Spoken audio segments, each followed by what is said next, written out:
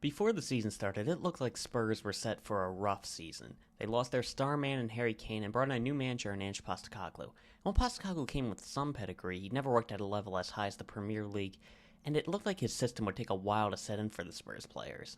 But here we are, 6 games of the season, Tottenham are 4th, unbeaten, and just tied Arsenal at the Emirates. So are Spurs good now? It's a question I've been asking myself a lot because before the season started, I wasn't sold on this Spurs team. Son was coming off a rough year. James Maddison had just got relegated, and those two plus Romero were the only 3 players on the Spurs team that I really trusted. And all of them have been great, and some other players have stepped up as well. Basuma has looked so improved under Postecoglou, looking press resistant in a deep midfield role. Then Destiny Udogie came in and is immediately one of the top 3 left backs in the entire Premier League, arguably higher. Then Van de Ven has come in and shored up the defense. They finally replaced Hugo Lloris. This team is looking really strong, and I think that they should be able to make the Champions League relatively easily considering 5 Premier League teams will get there, and some of the bigger clubs have been struggling this year. But Tottenham are a team that's made the Champions League before. The real question is, can they reach the next level and start to actually contend for the Premier League title? That's something that Spurs really haven't been able to do before. Even the season where Leicester won it, they weren't ever really contending. They were just the best of the big 6, and people were assuming Leicester would eventually fall off. So can this team reach the next level? Well, I'm not so sure. Outside of Son, I don't really see a consistent goal threat.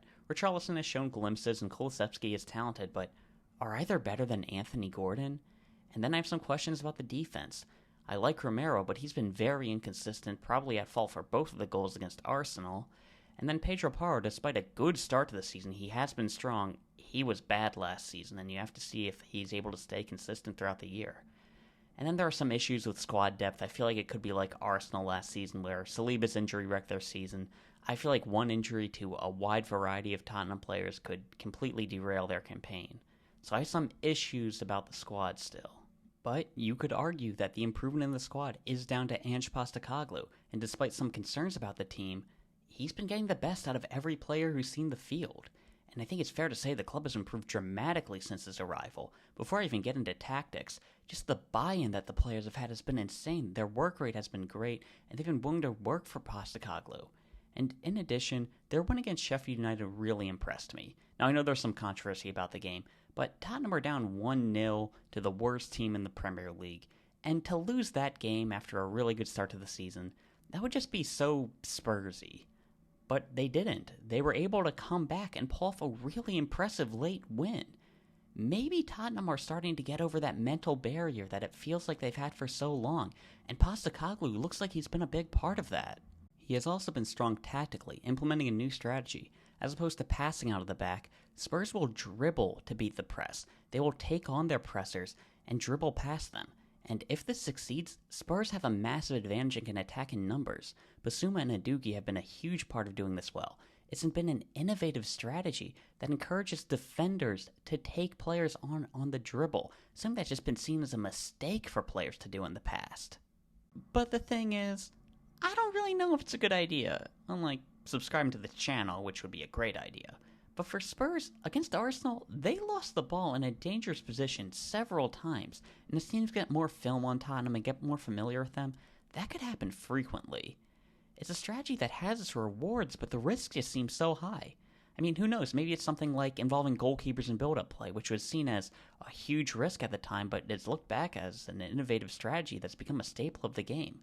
We'll have to see with time, but I could very easily see Tottenham getting punished for it. In addition, we'll have to see if Tottenham will continue to outperform their expected goals.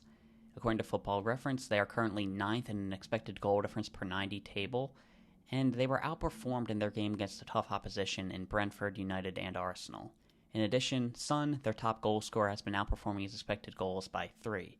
Now, this is something that top goal scorers can do regularly, and Son has in the past, but last season Son had an expected goals of 10 and scored 10 goals.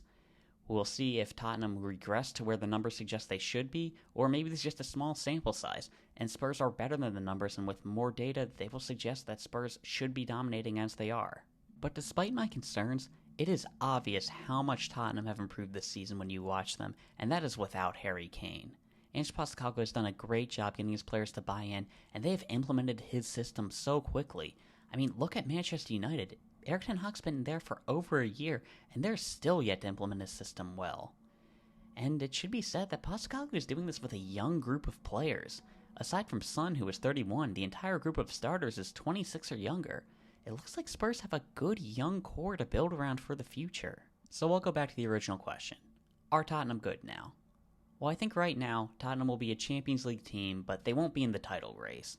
I think it would take multiple injuries to multiple teams for it to even be close.